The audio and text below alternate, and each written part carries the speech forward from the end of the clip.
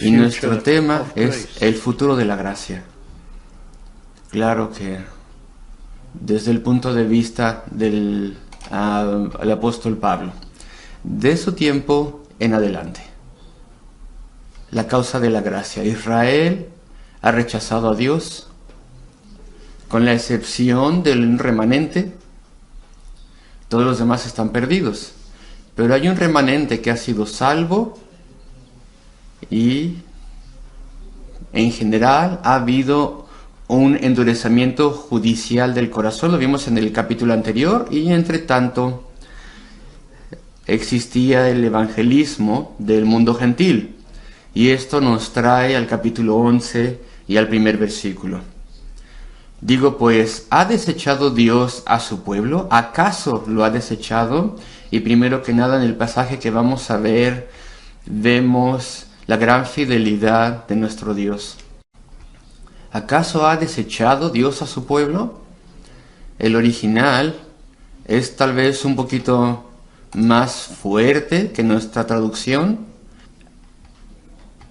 Aquí en español dice, ha desechado Dios a su pueblo, lo pone de una forma como amable. ¿Dios ha repudiado a su pueblo acaso?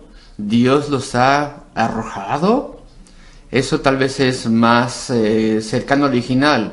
Los ha desechado, los ha arrojado en desagrado, empujado fuera, rechazado. ¿Ha hecho esto? Es lo que dice el apóstol. Bueno, pues ven el versículo. Digo pues, ¿ha desechado Dios a su pueblo? ¿Acaso lo ha hecho? Eso es imposible con toda certeza, que Dios un día arrojase de sí, completamente rechazase a aquellos que ha hecho suyos, a aquellos a quienes Él les ha dado promesas y juramentos. Entonces hay que leer la pregunta unas cuantas veces y podemos ver el completo error de la pregunta, que Dios no cumpla sus promesas, un Dios que será infiel. Eso es lo que Pablo quiere expresar aquí, quiere sorprendernos. Dice, digo pues, con el rechazo de la mayoría de los judíos, esto puede ser que Dios ha arrojado de sí, ha empujado fuera, ha rechazado y desechado a su pueblo, quienes pertenecen a Él. Un padre y una madre echaría fuera a un pequeño niño, una pequeña niña. ¿Dios haría una cosa así? En ninguna manera, de ningún modo, no puede ser, es imposible. Es lo que nos explica el apóstol aquí. Inmediatamente nos da un ejemplo, porque también yo soy israelita. Soy un ejemplo yo de un israelita que no ha sido desechado, empujado fuera. Y él dice, soy de la descendencia de Abraham, de la tribu de Benjamín. Una extracción purísima, por así decirlo, una muestra purísima de entre los israelitas. Es imposible. Y entonces, versículo 2, no ha desechado Dios a su pueblo, al cual desde antes conoció. Y entonces aquí se hablará de la fidelidad de Dios al salvar no a todo israelita, no guardando a todo hebreo, sino al salvar y bendecir a muchos de ellos. Una minoría probablemente, a través de los siglos, quién sabe, no lo sabemos, pero un remanente. Se llama así, un remanente, tanto en el Antiguo como en el Nuevo Testamento. Y esto es lo que Dios prometió hacer en primer lugar, en primera instancia. La promesa nunca fue que toda la raza de los israelitas creerían y serían salvos. Dios ni siquiera, sino que más bien Dios, y claro, si hubiera dependido de ellos, ni siquiera uno de ellos hubiera sido salvo. Jamás hubieran caminado con él ni Abraham, ni Isaac, ni Jacob, ninguno de los patriarcas, ni uno de ellos hubiera caminado con Dios si él no les hubiera traído a sí mismo. Si él no hubiera abierto sus corazones. La tendencia del corazón humano por naturaleza, porque somos una raza caída, es estar en contra de Dios, y nunca de forma sincera o genuina deseamos a Dios porque Él es quien es, Jamás nos arrepentiríamos de nuestro pecado si no fuera por su obra en nuestra vida. Y la promesa es a Abraham de que él tendría una simiente que creerían.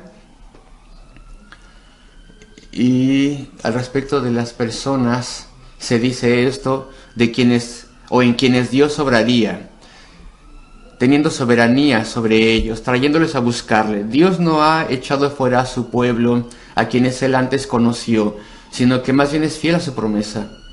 Y a través de la historia del Antiguo Testamento y también en el Nuevo Testamento y en la época presente, Dios ha continuado salvando israelitas, judíos, en más grandes números, como el apóstol nos indicará, más personas, más judíos de lo que nos damos cuenta y son salvos. Y entonces la fidelidad de Dios es establecida. ¿Y cuán importante nos es esto a nosotros? Confiamos en Él, el Dios viviente. Creemos en Cristo. Él ha obrado en nuestros corazones. Él nos ha dado convicción de nuestro pecado. Él nos ha mostrado el camino a la salvación. Él nos ha traído por completo a través del Espíritu. Nos ha traído a Él.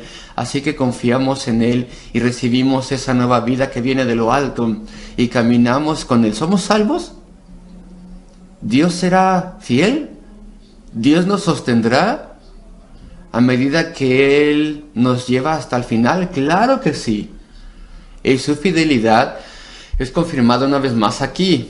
La fidelidad de Dios al salvar a los judíos, a los israelitas, a muchos de ellos a través de los siglos hasta el presente y hasta el final.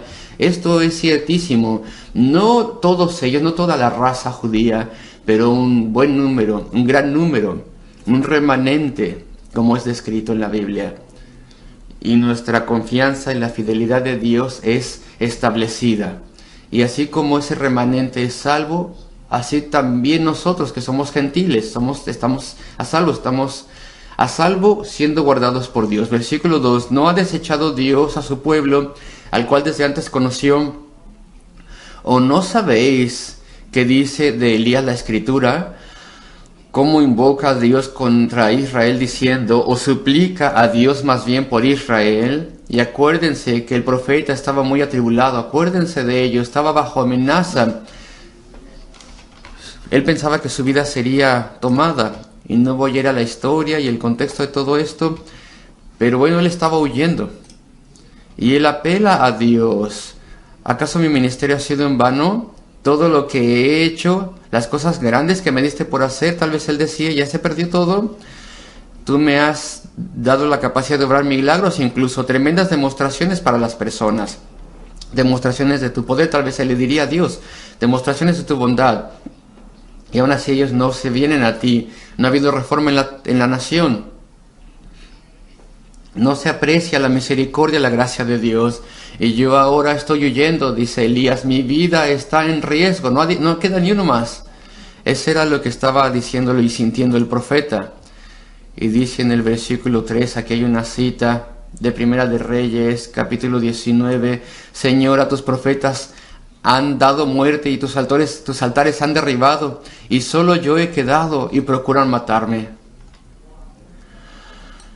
Y la respuesta de Dios es, me he reservado, versículo 4, 7,000 hombres que no han doblado la rodilla delante de Baal. Ustedes se acordarán que hubo esa experiencia de Elías que huyó, corrió muchísimos días a Horeb, el lugar del pacto original que fue dado a Moisés. Y él fue allí y se escondió en una cueva y en su miseria decía muchas cosas, pero Dios en su misericordia trajo ese gran viento y el terremoto y lo demás, pero todas estas demostraciones del poder de Dios no alteraron los sentimientos de Elías. Y reiteró su enunciado, todo está perdido, mi vida está en peligro. Y ahí es cuando se le dijo lo siguiente, que había 7,000, y hombres y mujeres desde luego, y jóvenes también, 7,000 personas en la población de Israel que no habían doblado la rodilla ante Baal. Grandísimo, maravilloso, 7,000. Ustedes piensan que esa es una una cantidad exacta. Yo más bien pienso que es una cosa simbólica. El 7, como ustedes saben, en la escritura es un número de perfección y casi siempre o siempre es un número simbólico. Y bueno, la idea más bien es que hay una cantidad perfecta, todos los elegidos de Dios, y había muchos, y Elías no se daba cuenta. Él no lo sabía. En el contexto de este pasaje, tú y yo no tenemos ni idea de cuántos israelitas han sido salvos y están siendo salvos.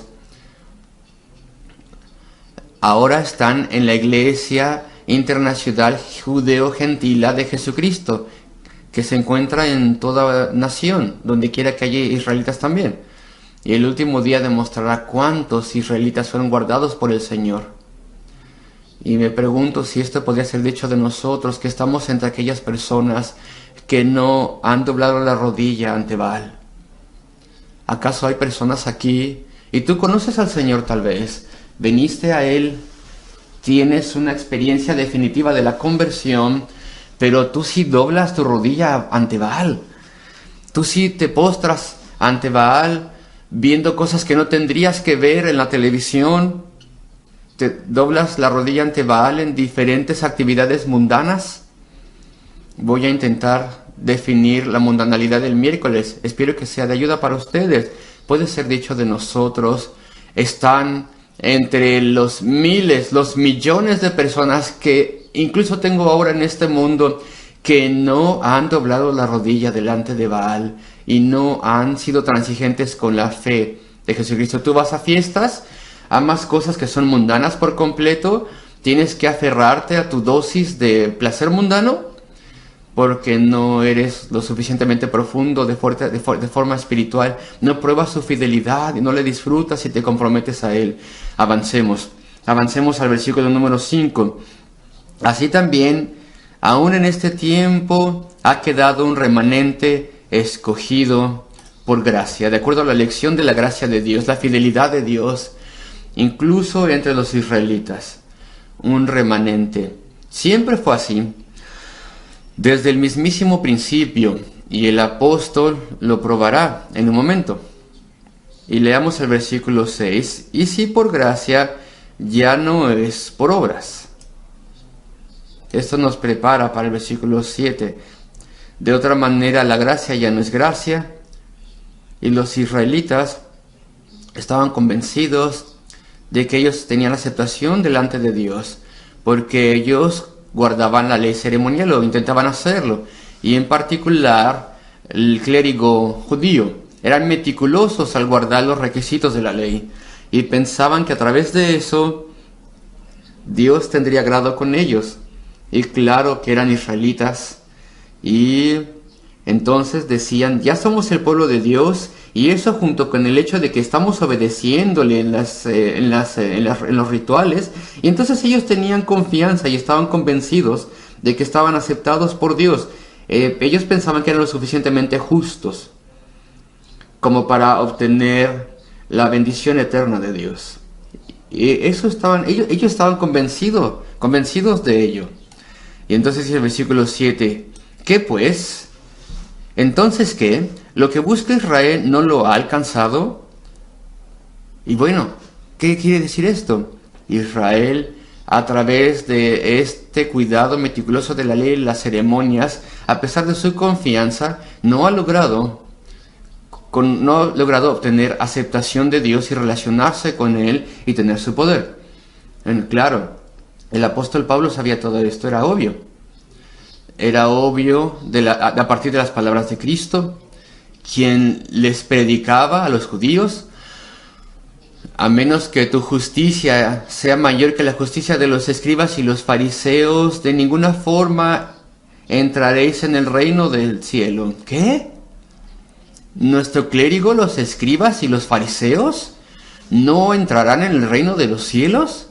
Esa era la enseñanza del Señor mismo. De forma consistente lo enseñaba. ¡Ay de vosotros, escribas y fariseos!, etc.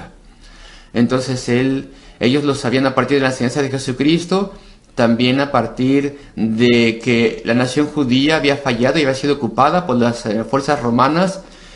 no estaban caminando con Dios, su bendición ya no estaba con ellos, era notorio, lo sabían, Pablo lo sabía, porque ya no había habido profeta, ni ningún obrador de milagros entre los judíos a través de 400 años o así, otro indicio de que no estaban agradando a Dios y que no eran aceptados por Él, y su propio carácter, y el carácter del clérigo, y las cosas que hacían. Y claro que perseguían a Pablo y querían matarle, así como que hicieron con el Señor. Así que era obvio que no tenían reconciliación con Dios. Y ellos podían decir, ¿qué pues? Entonces, ¿qué? ¿Lo que buscaba Israel no lo ha alcanzado? ¿Lo que busca no lo ha alcanzado? Esa es una palabra muy fuerte. Tenían celo. Pablo nos lo dijo en el capítulo anterior al principio, que tenían celo y pasión para tener aceptación con Dios, pero no conforme a ciencia. Tenían confianza en ellos mismos, pensaban que podían lograr las cosas a través de su propio esfuerzo y sus propias obras, y no veían su pecaminosidad y su necesidad de la gracia perdonadora de Dios y la necesidad de que hubiera un sustituto en su lugar, Jesucristo, un Redentor, quien sufrió y murió en su lugar. Ellos odiaban este tipo de enseñanza, lo odiaban, así que confiaban en ellos mismos. Y entonces no experimentaban aceptación de Dios. Pero los escogidos sí lo han alcanzado. Las personas que son traídas a apreciar la misericordia y la gracia de Dios. Y Cristo, al sufrir y morir en la cruz del Calvario, tenemos que confiar en ello. Y ellos confiaban en el Mesías antes de que, los que eran salvos confiaban en el Mesías antes de que el Mesías viniera. Y bueno, tenemos otro punto aquí. Y los demás fueron endurecidos o enceguecidos. La mayoría de las traducciones modernas dicen endurecidos, como la Biblia del 60 y también la Biblia de las Américas. Endurecido es más literal. El griego dice algo así como petrificar, endurecer. Así que uno pensaría que endurecer es una mejor traducción que lo que dice la Biblia en inglés, enceguecer. La Biblia inglesa estaban aplicando un endurecimiento al corazón que lo enceguece, así que pusieron enceguecer.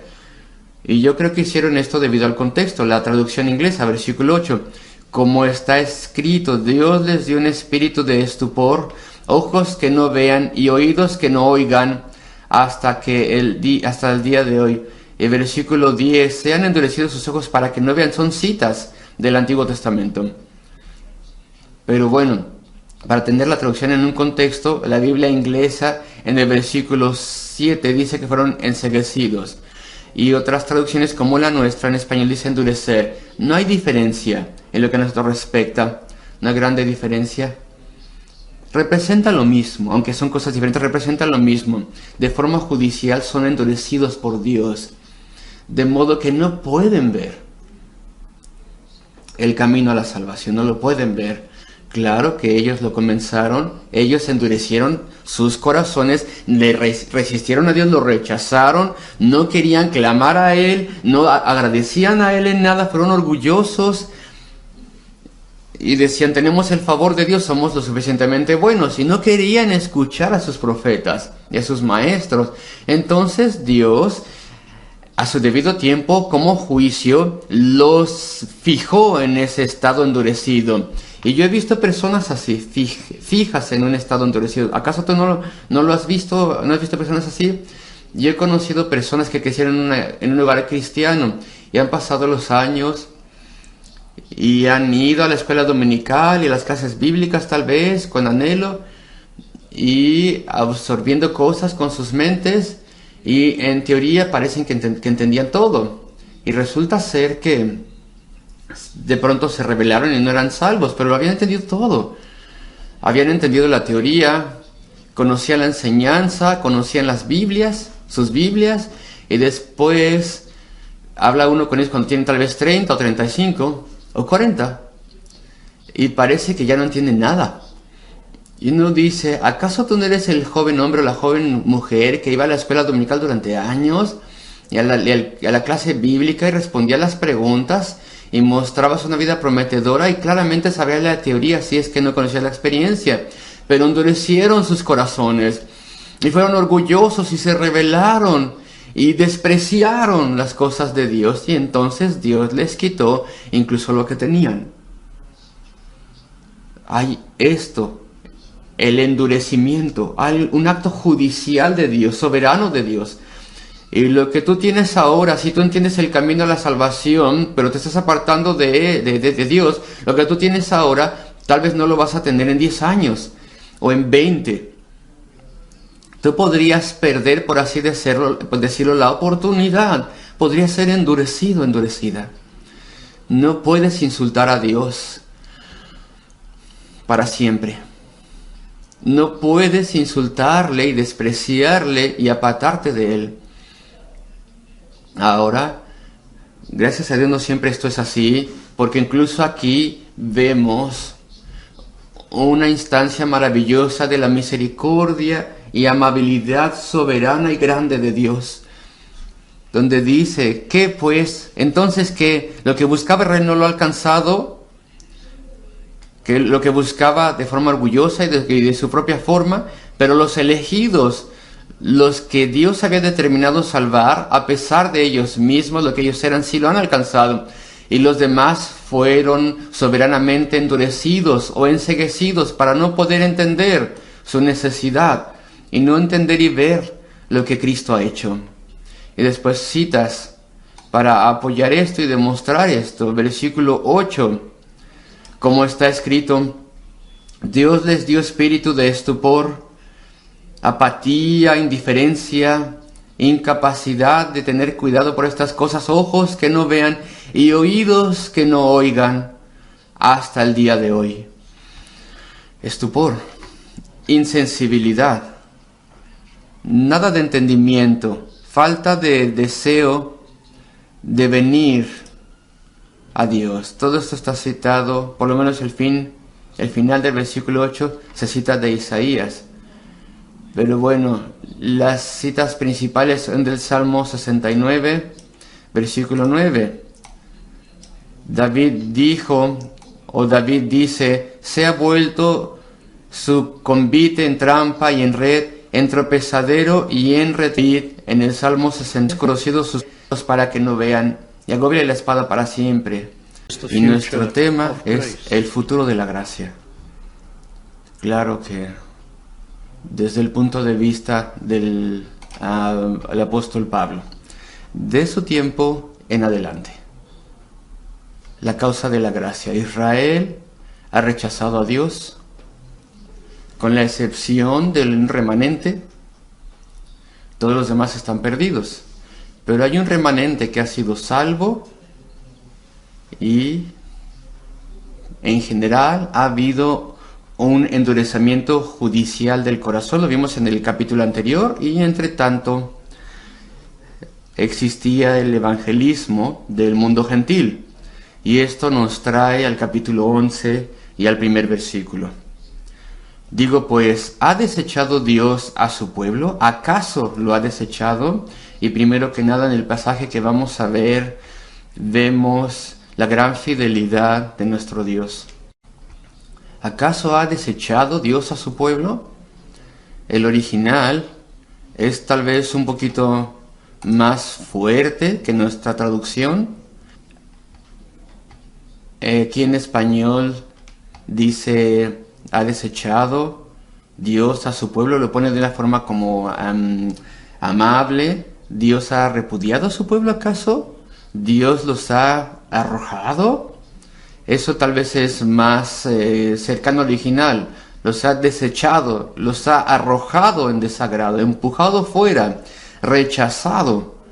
¿Ha hecho esto? Es lo que dice el apóstol. Bueno, pues vean el versículo. Digo pues, ¿ha desechado Dios a su pueblo? ¿Acaso lo ha hecho?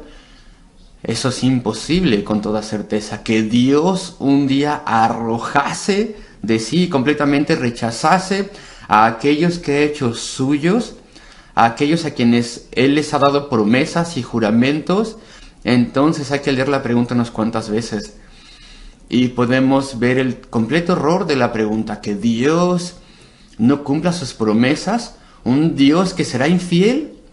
Eso es lo que Pablo quiere expresar aquí, quiere sorprendernos. Dice, digo pues, con el rechazo de la mayoría de los judíos, esto puede ser que Dios ha arrojado de sí, ha empujado fuera, ha rechazado y desechado a su pueblo, quienes pertenecen a él.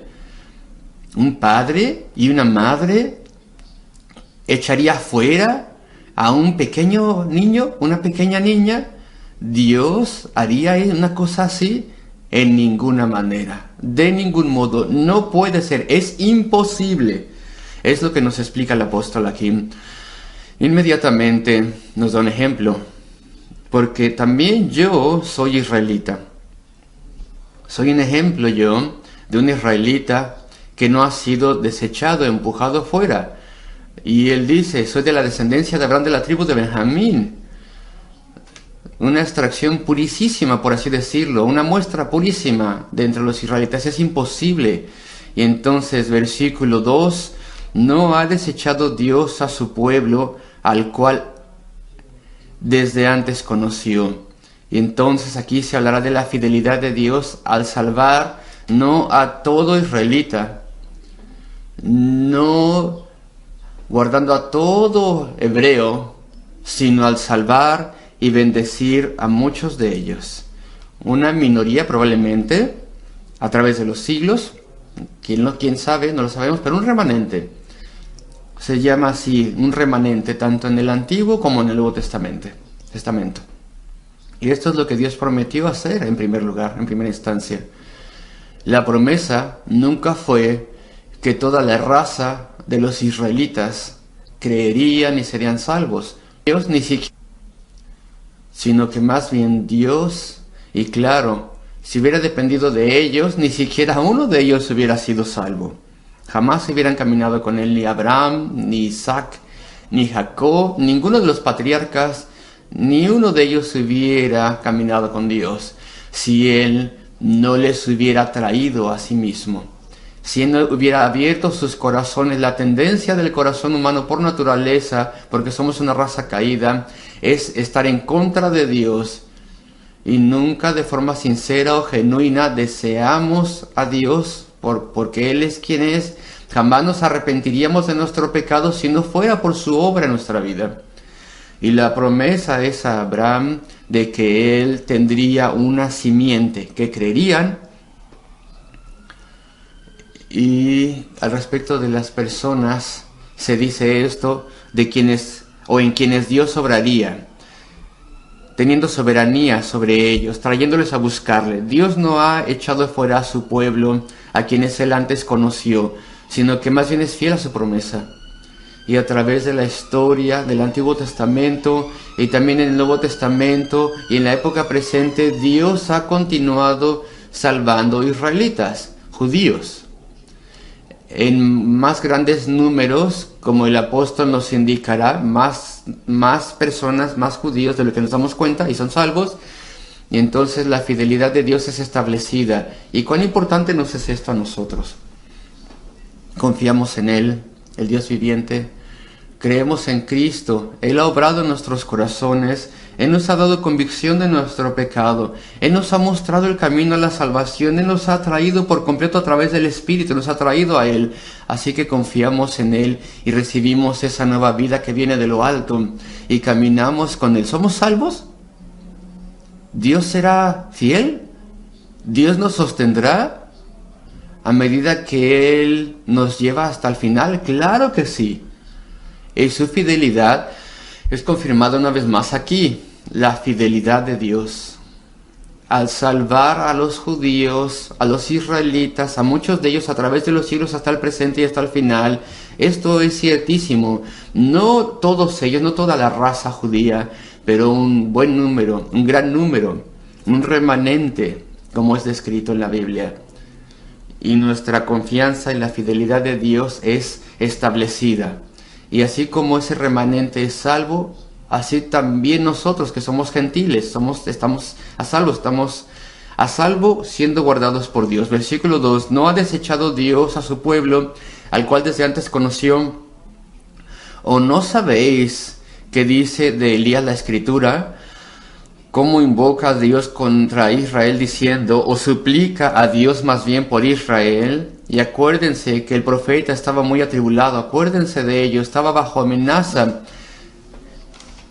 Él pensaba que su vida sería tomada, y no voy a ir a la historia y el contexto de todo esto, pero bueno, él estaba huyendo. Y él apela a Dios. ¿Acaso mi ministerio ha sido en vano? Todo lo que he hecho, las cosas grandes que me diste por hacer, tal vez él decía, ya se perdió todo. Tú me has dado la capacidad de obrar milagros, incluso tremendas demostraciones para las personas. Demostraciones de tu poder, tal vez él le diría a Dios, demostraciones de tu bondad. Y aún así ellos no se vienen a ti. No ha habido reforma en la nación. No se aprecia la misericordia, la gracia de Dios. Y yo ahora estoy huyendo, dice Elías. Mi vida está en riesgo. No queda ni uno más. Ese era lo que estaba diciéndolo y sintiendo el profeta. Y dice en el versículo 3, aquí hay una cita de Primera de Reyes, capítulo 19. Señor, a tus profetas han dado muerte y tus altares han derribado. Y solo yo he quedado y procuran matarme. Y la respuesta de Dios es, me he reservado, versículo 4, 7,000 hombres que no han doblado la rodilla delante de Baal. Ustedes se acordarán que hubo esa experiencia de Elías que huyó, corrió muchísimos días a Horeb, el lugar del pacto original que fue dado a Moisés.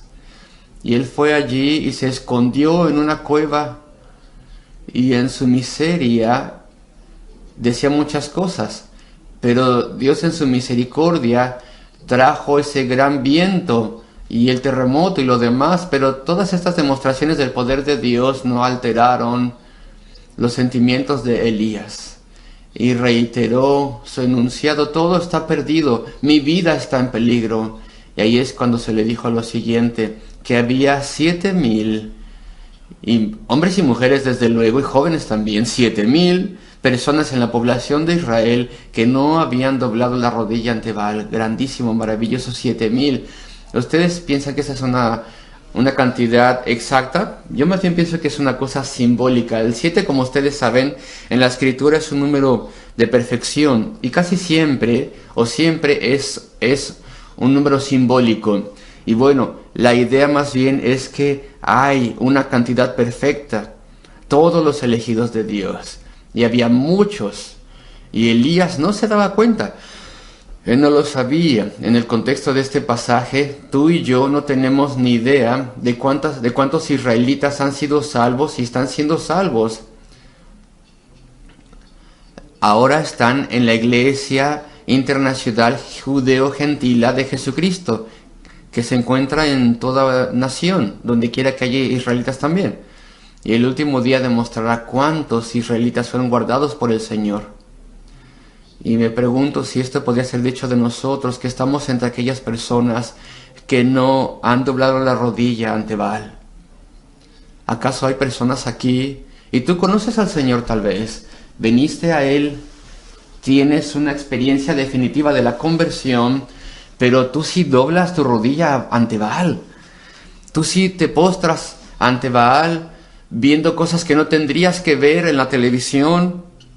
Te doblas la rodilla ante Baal en diferentes actividades mundanas. Voy a intentar definir la mundanalidad del miércoles. Espero que sea de ayuda para ustedes.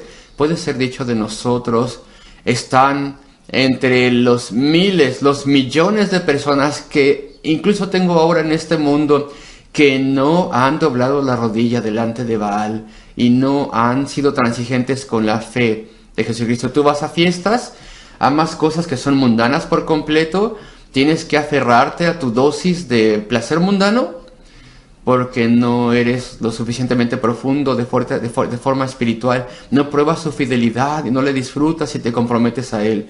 Avancemos al versículo número 5. Así también, aún en este tiempo, ha quedado un remanente escogido por gracia, de acuerdo a la elección de la gracia de Dios, la fidelidad de Dios, incluso entre los israelitas. un remanente. Siempre fue así. Desde el mismísimo principio, y el apóstol lo probará en un momento. Y leamos el versículo 6. Y si por gracia, ya no es por obras. Esto nos prepara para el versículo 7. De otra manera, la gracia ya no es gracia. Y los israelitas estaban convencidos de que ellos tenían aceptación delante de Dios, porque ellos guardaban la ley ceremonial o intentaban hacerlo. Y en particular, el clérigo judío eran meticulosos al guardar los requisitos de la ley y pensaban que a través de eso Dios tendría agrado con ellos. Y claro que eran israelitas, y entonces decían, ya somos el pueblo de Dios, y eso junto con el hecho de que estamos obedeciéndole en los rituales, y entonces ellos tenían confianza y estaban convencidos de que estaban aceptados por Dios. Ellos pensaban que eran lo suficientemente justos como para obtener la bendición eterna de Dios. Y ellos estaban convencidos de ello. Y entonces dice el versículo 7, ¿qué pues? Entonces, ¿qué? ¿Lo que busca Israel no lo ha alcanzado? Y bueno, ¿qué quiere decir esto? Israel, a través de este cuidado meticuloso de la ley y las ceremonias, a pesar de su confianza, no ha logrado obtener aceptación de Dios y relacionarse con Él y tener su poder. Claro, el apóstol Pablo sabía todo esto, era obvio. Era obvio a partir de las palabras de Cristo, quien les predicaba a los judíos: a menos que tu justicia sea mayor que la justicia de los escribas y los fariseos, de ninguna forma entraréis en el reino del cielo. ¿Qué? ¿Nuestro clérigo, los escribas y los fariseos no entrarán en el reino de los cielos? Esa era la enseñanza del Señor mismo. De forma consistente lo enseñaba: ¡ay de vosotros, escribas y fariseos!, etc.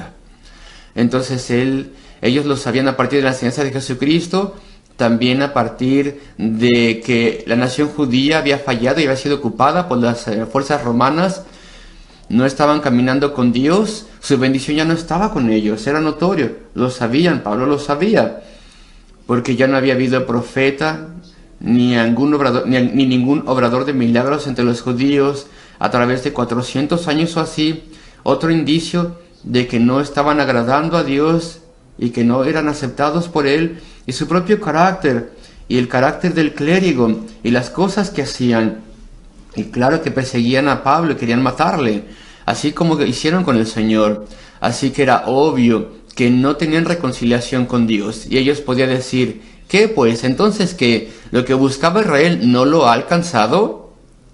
¿Lo que busca no lo ha alcanzado? Esa es una palabra muy fuerte. Tenían celo.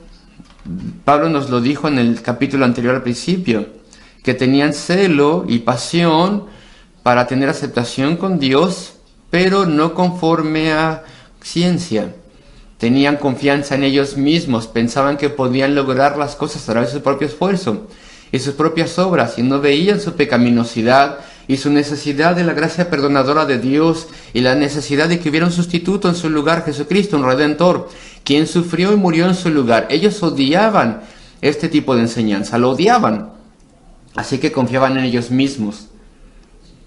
Y entonces no experimentaban aceptación de Dios. Pero los escogidos sí lo han alcanzado. Las personas que son traídas a apreciar la misericordia y la gracia de Dios. Y Cristo, al sufrir y morir en la cruz del Calvario, tenemos que confiar en ello.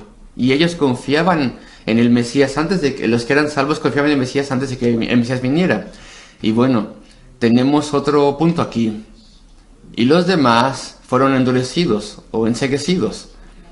La mayoría de las traducciones modernas dicen endurecidos, como la Biblia del 60 y también la Biblia de las Américas. Endurecido es más literal. El griego dice algo así como petrificar, endurecer. Así que uno pensaría que endurecer es una mejor traducción que lo que dice la Biblia en inglés, enceguecer. la Biblia inglesa estaban aplicando un endurecimiento al corazón que lo enceguece, así que pusieron enceguecer.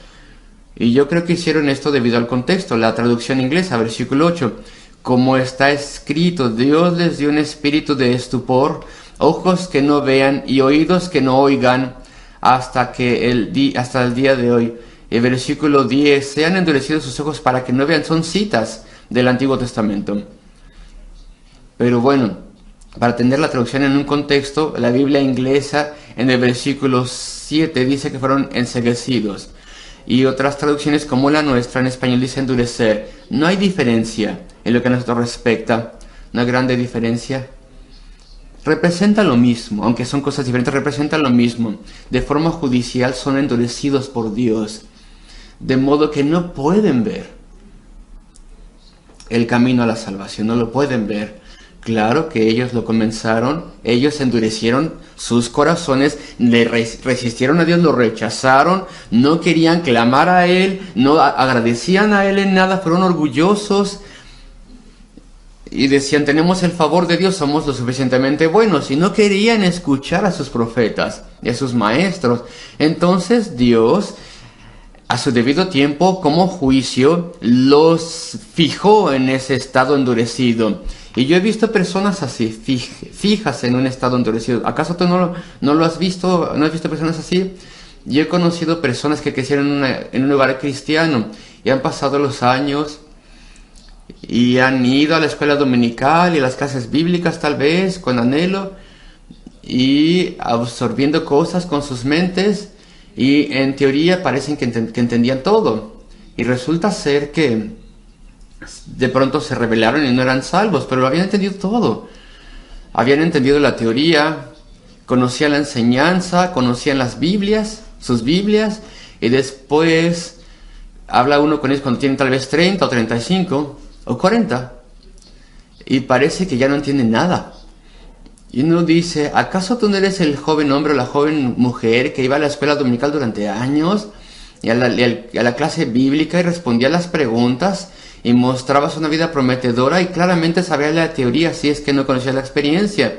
Pero endurecieron sus corazones y fueron orgullosos y se rebelaron y despreciaron las cosas de Dios, y entonces Dios les quitó incluso lo que tenían. Hay esto, el endurecimiento, hay un acto judicial de Dios, soberano de Dios.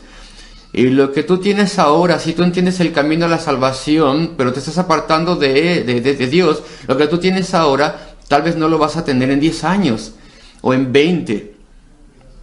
Tú podrías perder, por así decirlo, la oportunidad. Podrías ser endurecido, endurecida. No puedes insultar a Dios para siempre. No puedes insultarle y despreciarle y apartarte de Él. Ahora, gracias a Dios no siempre esto es así, porque incluso aquí vemos una instancia maravillosa de la misericordia y amabilidad soberana y grande de Dios, donde dice, ¿qué pues? Entonces, ¿qué? Lo que buscaba el rey no lo ha alcanzado, que lo que buscaba de forma orgullosa y de su propia forma, pero los elegidos, los que Dios había determinado salvar, a pesar de ellos mismos, lo que ellos eran, sí lo han alcanzado. Y los demás fueron soberanamente endurecidos o enceguecidos para no poder entender su necesidad y no entender y ver lo que Cristo ha hecho.